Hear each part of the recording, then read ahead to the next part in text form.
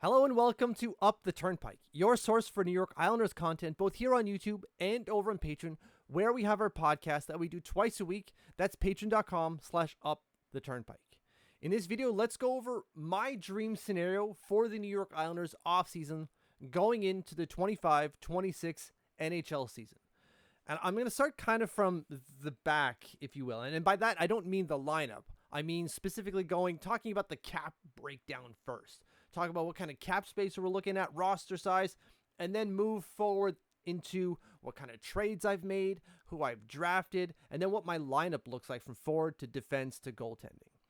And so straight away, if we're looking at the cap situation, my dream scenario, I've used Puck GM here to create my team. Going into the 25-26 season, I've got a projected cap space of $2.4 million. I've also got a roster count of 22 out of 23 players. So I've given myself a little bit of flexibility here going into the year with room to call guys up or send guys down, I guess, but it's more about calling guys up if we need to, both in terms of having space on the roster and having space on the cap. And I think that's important because we've seen other teams go into the season being like, we have a need to bring a guy up, but crap, we don't have the cap space to do it, so we can't call the guy up that we want to call up. Let's not put ourselves in that situation, right? There's no need to do so. As you've probably saw there, that I've given myself a little bit of space, specifically when it comes to the LTIR. So I've put... I can't get this full screen for any which way. There we go. I've put Semyon Varlamov, let me zoom in here, on LTIR, so that $2.75 million on LTIR. I'm not 1,000% confident that he's not going to be able to play next year. I think the aim is for him to actually play, and so we might not be able to use that $2.7 million worth of cap space, which, as you saw earlier, would kind of be a problem for me because I've got $2.4 million worth of cap space, less than what Varley is taking up.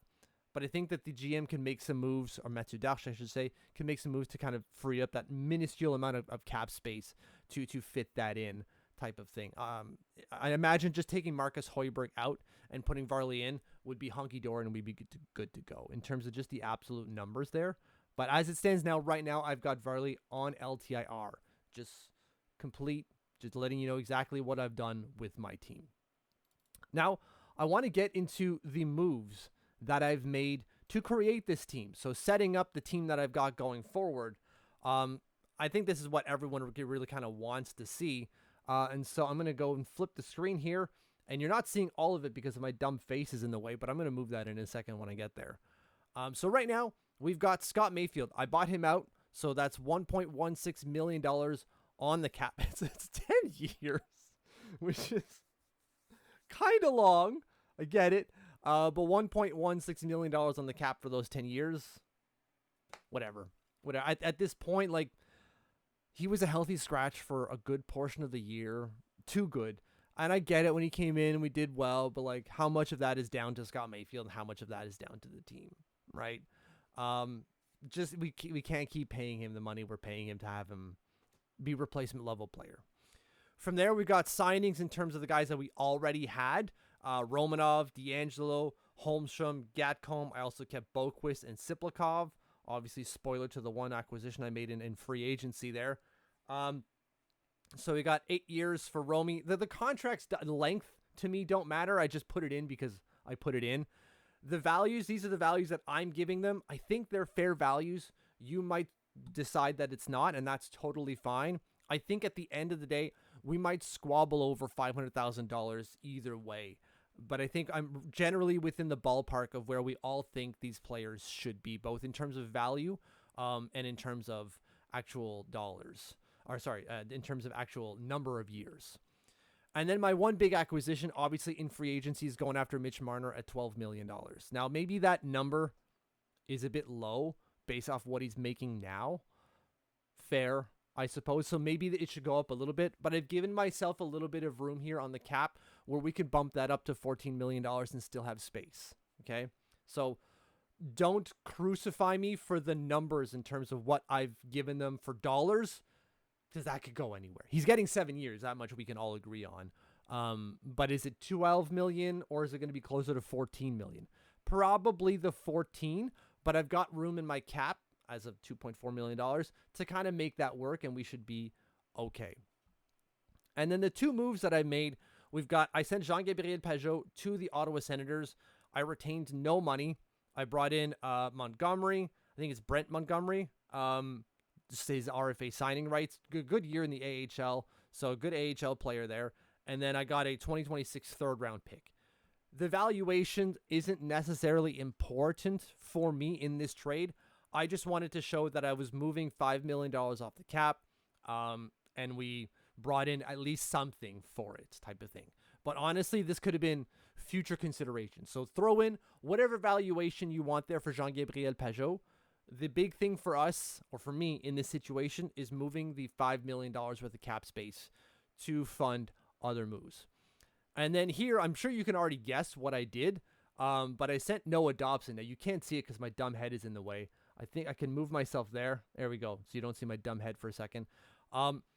Noah Dobson was sent to Utah for a 2025 first, the 4th overall pick, and a 2026 second-round pick. Now, you can probably already guess what I did with that 2025 first-round pick.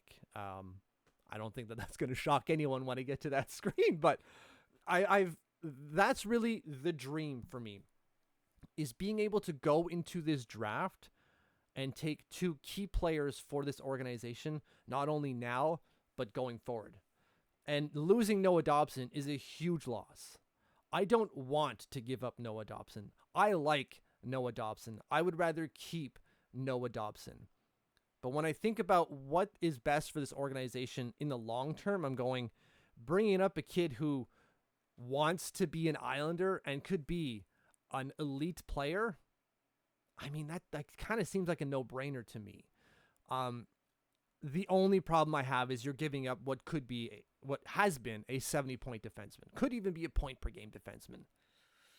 That's a big loss. But to make a big move, we have to make a big move. So I'm giving to get.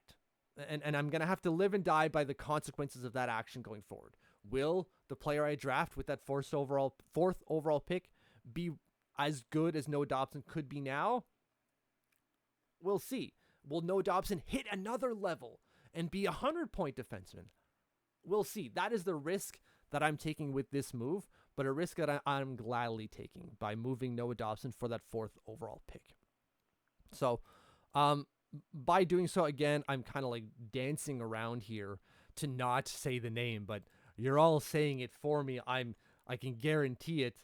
But when I get to my team, what I've constructed here is my top line of Lee, Barzal, and we brought in Mitch Marner. I drafted James Higgins. What a shocker. 4th overall to put him with Bo, Sippy, and then the third line of Duclair, Callum Ritchie, and Simon Holmstrom I think is fine. Homie, if you want to move Lee over into Homie's spot and put Holmstrom up there, I'm totally okay with that too.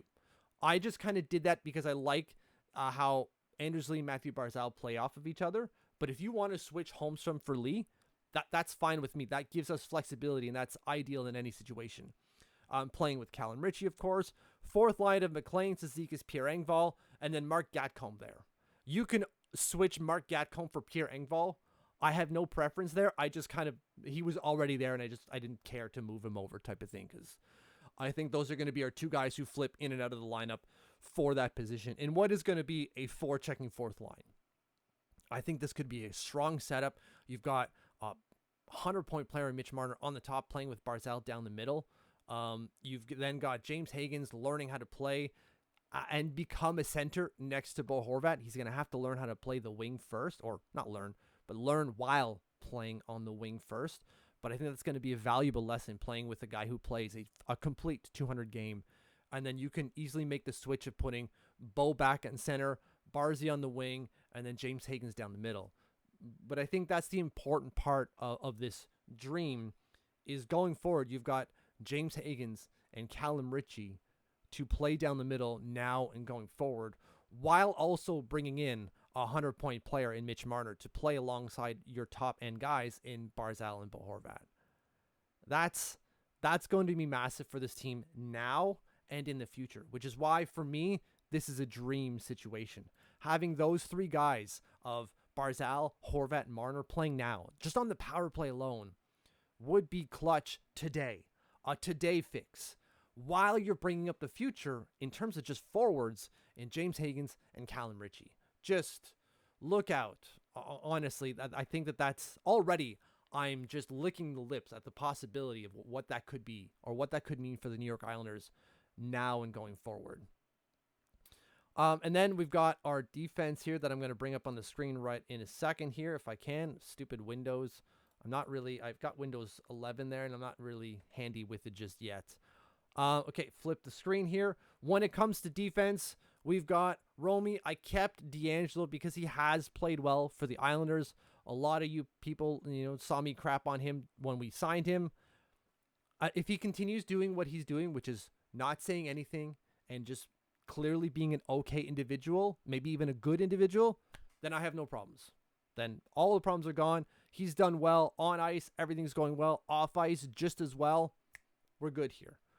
Boqvist, I've retained at $1.5 million. I think that's a fair value for him. Put him on a second pair with Ryan Pulock. I like Adam Boqvist as being that more offensive guy. Ryan Pulock being kind of a mix of the two. And then I got Matthew Schaefer learning how to play the NHL game. Drafted first overall. Y'all want to take him first overall. I didn't go with my man Misa because we took Higgins.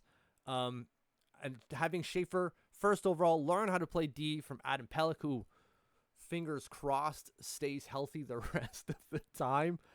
And then Isaiah George as our kind of swinger in and out of the lineup, depending on basically switching him and Adam Boqvist. Some of you might have Isaiah George there before Adam Boqvist, and that's totally okay with me. I've just kind of, I was too scared to go too youth heavy first, so I put Adam Boqvist there, but you could easily put Isaiah George. And then in net, we have Ilya Sorokin and Marcus Hoiberg. But I really want to hammer out the point here of having Schaefer.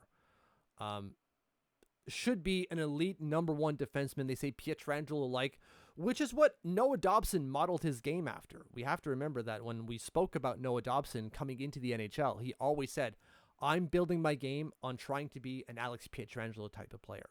Well, so is Matthew Schaefer. So we could have a like-for-like player there eventually in Matthew Schaefer. So that's why I was a little bit more comfortable in giving up on Noah Dobson. Or not giving up on, I shouldn't say it that way. Giving away Noah Dobson to be able to take Schaefer and then James Higgins. Because we should have another Noah Dobson-like player, maybe even better, in Matthew Schaefer. He might even be better specifically if he's learning how to play defense from Adam Pelech, who at his peak was elite, an elite shutdown defenseman. And if Matthew Schaefer is adding that to his game, then that would be ideal, obviously, of course. But that speaks to the future of this New York Islanders and why this is a dream. You have Higgins, you have Schaefer, now you have Mitch Marner. Just those three players on top of the guys that we already have. And I forgot to mention Callum Ritchie as well. There's so much there already for this team for now and into the future to really make this a dream situation for the New York Islanders. So it doesn't seem hard to do. I didn't make a lot of moves. As we saw, I had how many moves here? I want to bring it up again. Right? I didn't do too many moves. The most of the signings are guys we already have. In fact, 90% of them. Only one was a free agent. That is in and of itself a big swing. I understand we've never been able to bring in a guy like Mitch Marner, and who says we can now, but maybe with Mathieu Darche we can. And then I moved Jean-Gabriel Pajot, which we all assume is probably going to happen anyways. And then the one big swing I take, the one big risk, is moving Noah Dobson, which by all accounts is something the Utah Mammoth want to do as well. I'm not really kind of doing anything wild and out of left field that is just that's just completely unreasonable. Maybe $12 million is unreasonable. Maybe. But I've given myself room in the cap to still make it work. So that's my dream situation. Tell me how stupid I am in the comments below. Tell me how smart you are with your dream situation in the comments below. I look forward to reading some of them. I probably won't read all of them because I imagine this might be a popular topic. But thank you for watching. Thank you for following. If you have not subscribed yet, please do so. It helps us so much to keep this channel going and growing. So hit that like button, subscribe to make sure you don't miss any videos. And if you have done that, thank you, thank you, thank you.